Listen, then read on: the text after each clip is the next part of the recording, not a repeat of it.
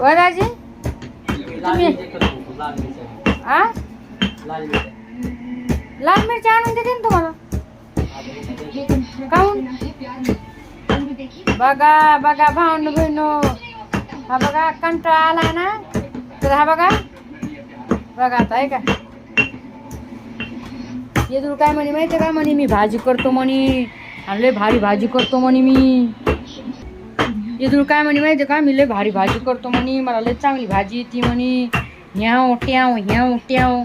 आणि आता हा बघा आता काय म्हणते माहिती का त्यांना मला भाजी करा नाही म्हणे मला नाही करायचं म्हणे लय कंटाळा आलाय म्हणे मला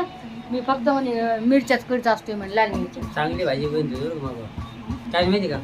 दाजी मी लाल मिरच्यात नाही आवडत सांगत लागते कशाला खा अशीच आणि मी कधी म्हणले तुम्हाला हे सांगाच लागते लाल मिरच्यात होय दाजी कधी म्हणले मी हा खोटं बोललो मी जाऊन देऊ आता काय करते बाई बाई दाजी म्हणे वाटून द्या म्हणे तू भाजी नको बोलू पा म्हणजे मी असं म्हणले त्याच्यामुळे वाटून देऊ राहिली म्हणजे मी असं म्हणले नाही मी तसं म्हणले पाहिलं का असं राहते त्याच्यामुळे बायकोवर भरतो नका भावांनो बहिणीनो बायको आली काय म्हणजे उशीर साप नाही उशीर नागिन येते उशीर नागिन कधी फणी काढीन हे सांगू नका तुमचं काम तुम्ही करा घरी या आणि याला ठेसा असं ठेसा याला तुम्ही काम करून येतात ना त्या बाया बरोबर काढतात ठेसाची जमत नसते यायचं पण टून ठेसा आणि खिश्या म्हणले पैसे तीळ बाहेर ठेवून द्यायचे आणि मग घरी यायचं हो का पुढं ठेवून द्यायचे आणि सकाळी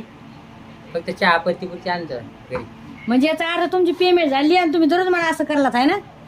थोडी आहे ना हे आपली गोष्ट ध्यान राहून द्या हा बायकाला पैसे दाखले बायका पागल होते तो त्यांनी पैसे पाहिलेले नसते नाही ते ती सापी नागिन कुठं जाते हे माहिती आहे का असेच करते पुरं नाव डामीज करते दाढी पिऊन आला पैसे नाही दिले यांनी असं नाही केलं त्यांनी तसं नाही केलं साध्या गेली कमाई पण त्याच्यामुळे आपल्याकडे कार्यक्रम टाका इकडे ठेवून द्यायचे आणि तिकडेच यायचं घरी आलो काय आणायचं पावशेर मटण आणायचं काय पावशेर मटण पाहिलं का हे मग गोष्ट ध्यान राहून द्या आणि या गोष्टीवर कमेंट टाका मी खरं बोलू खोटं बोलू टाका या गोष्टीवर तुम्ही